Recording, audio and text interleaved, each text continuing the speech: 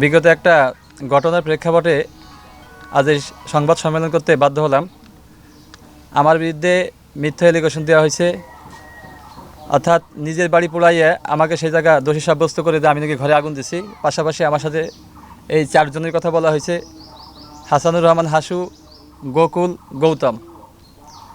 আমি 2023 সালে দেবীরঞ্জন বিশ্বাসের নিকট থেকে চাপতা খলিশাখালী মৌজার 2341 নম্বর দাগ থেকে 22% জমি খরিদ করি।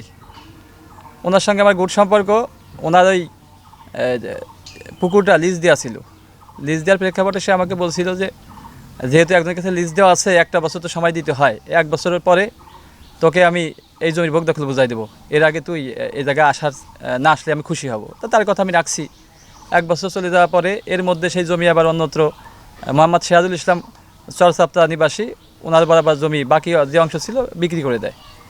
ইতোমধ্যে তারা আবার ওই ঘেরটাকে পুনরায় তার কাটা দিয়ে বেড়া দেয়। আমি বারণ করলেও তারা সেই বাধা উপেক্ষা করে ওখান থেকে তার কাটা দিলে আমি সুরঞ্জন চেয়ারম্যানে বললে সে বলছে যে আমি মাইপে দেবানি, ওতে কোনো সমস্যা নেই। পরবর্তীতে বিভিন্ন তাল বাহানা দেখায় এসে আর জমি মাইপে দেয় নাই। এরপরে গত মঙ্গলবার তাকে ইনভাইট করা হইলে তিনি এবং তার সম্পর্কে সম্ভবত চাচাতো ভাই বন্ধু নিরঞ্জন বিশ্বাস, পাশাপাশি আমাদের কুসুমদিয়া গ্রামের গণ্যমান্য ব্যক্তিবর্গ, কুসুমদিয়া সাজার ইউনিয়ন পরিষদের রানিং চেয়ারম্যান, উনি আসছিল। এসে পরবর্তীতে ওই জায়গা থেকে সুষ্ঠুভাবেই সে প্রেজেন্ট থেকে আমার জমি মাইপে আমার ভোগ দখল বুঝাই দেওয়ার পরে আমরা যে সময় খুঁটি গাড়া শেষ হলে এর মধ্যে এই গোকুল দাদা অবশ্যই আমি ওনার মাঝে একবার এদের জমি নিয়ে সমস্যা, এনাদের জমির গাছ কেটে নিয়ে গেছে।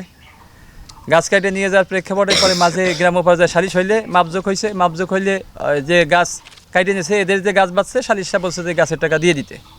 পরবর্তী সেই সালিশ সমাধান হয়েছে। টাকা দিচ্ছে কিনা আমি সে বিষয়ে জানি না, টাকা তো টাকা দেয় নাই। ওই দিনকেই আবার দুপুরবেলা আর এক জায়গার গাছ কাটতে গেছে। গাছ কাটতে গেলে এই ওই দিনকে সালিশের মধ্যে এই লোক প্রেজেন্ট ছিল, আমাকে ডাকছিল। আমি অবশ্যই যাইনি, যে আমার এখন ব্যস্ততার মধ্যে আমি যাইতে পারবো না। তো ও যাই পরে বাধা দিল যে এই জায়গা তো একটা নির্দিষ্ট সীমানা দেওয়া হয়েছে, এই সীমানা তো এদের মধ্যে, তা আপনি গাছ কাটবেন কেন? পরে আর লোকের প্রেক্ষাপটে লোকজন আসছিল, গাছ কাটতে পারে নাই। ওই দিন দিবাগত রাত 12টা 30 কথা বলছে যে ওনার বাড়িতে ঘটনাটা গণমাধ্যমের মাধ্যমে আজকের কাশিয়ানি গণমাধ্যমের মাধ্যমে এটা জানা গেছে যে ওই জায়গায় বলছে যে আনুমানিক রাত 12:30টার সময় আমার ঘরের একটা লাইট পড়ে, জানলায় একটা লাইট পড়ে। আমি যখন ঘুমিয়েছিলাম এর প্রেক্ষাপটে আমি জাগ্রত হয়ে যে সময় বাইরের দিকে তাকাই, দেখি যে গেট দিয়ে 2জন লোক ভিতরে আসতেছে। ভিতরে আসার পরে গেট খুলে দিছে, 10-15 জনের লোক ভিতরে ঢুকে ওরা ওই রান্নার স্টোর রুমে আগুন দিছে। আর আমার স্ত্রী, আমি আবার ভয়ে যে আমাকে কিছু বলবে কিনা, সে জানালার নিচে মাথা নিচু করেছিল। স্ত্রী যখন বাইরে বেরোয়েছে দেখা যাচ্ছে দাও করে আগুন জ্বলতেছে। এই প্রেক্ষাপটে স্ত্রী চিৎকার দিছে, যখন চিল্লানি দিলি উনিও চিল্লান দিছে, লোকজন এসে আগুন নিবাইছে। এর পরবর্তীতে ফায়ার সার্ভিসের লোক বাকি কাজ সম্পন্ন করে ওই জায়গা থেকে ঘটনাস্থল ত্যাগ করছে। রাত 12টা 30 তখন আমি সজাগ ছিলাম। এর মধ্যে কিছু লোক যখন ভিতরে ঢুকছে, আমরা যখন বেরোতে গেছি ভয়ে বেরোই নেই।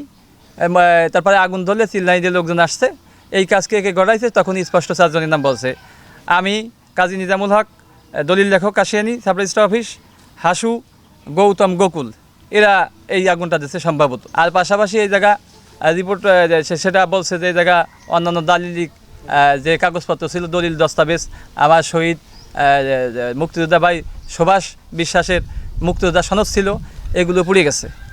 অথচ ওনার স্ত্রী যখন স্টেটমেন্ট নেওয়া হয়েছে, স্টেটমেন্ট নেওয়াতে সর্বপ্রথম যে সময় নিউজ প্রকাশ হয় আজকের কাশিয়ানিতে, স্টেটমেন্ট নেওয়া হলে স্ত্রীকে জিজ্ঞাসা করা হয়েছে এটা কী রুম, তখন বলছে এটা হলো শুধুমাত্র রান্নার স্টোর রুম।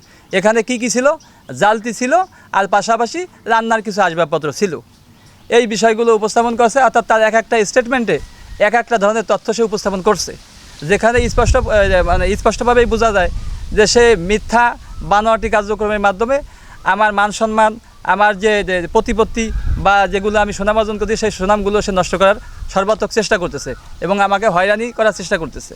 এই বিষয় নিয়েই আমি আপনাদের এটা সংবাদ সম্মেলন করতে বাধ্য হয়েছি। এর আগেও ওই যে ঘেরের জমি সংক্রান্ত বিষয় নিয়ে ইউনুস মোল্লার স্ত্রী জমি সে জোরপূর্বক ভোগ দখল করে খায়, সে বাধা বিপত্তি দিলে এক পর্যায়ে ঘেরের মধ্যে ওইভাবে একটা ঘর ছিল, পরিত্যক্ত একটা ঘর ছিল, সেই ঘরটা এর আগে একবার আগুন দিয়ে পোড়াই দিছে। আবার গির্জার এক ঘটনা আছে, গির্জায় সে মানে এইভাবে আগুন গির্জার পাশে খড়ি দিতে আগুন দিছে। পাশাপাশি ওই খালকাটা নিয়ে সেই জায়গায় একটা ডাকাতি মামলা দিয়ে এই জায়গায় অ্যাডভোকেট সাহেবরেই মোটামুটি তার একটা তথ্য দিছিল যে সে আমার মাথায় সাফল দিয়ে কোপ দেওয়ার চেষ্টা করছে। এইভাবে বিভিন্ন ধরনের ঘটনা ইতিপূর্বে ঘটছে। এই জন্য আমি আপনাদের কাছে এর সুষ্ঠু নিরপেক্ষ তদন্ত যাচাই সাপেক্ষে অপরাধী যে তার অপরাধী দ্রুত বিচারের আওতায় আপনারা আনতে পারেন, সেই জন্য প্রয়োজনীয় ব্যবস্থা গ্রহণ করবেন।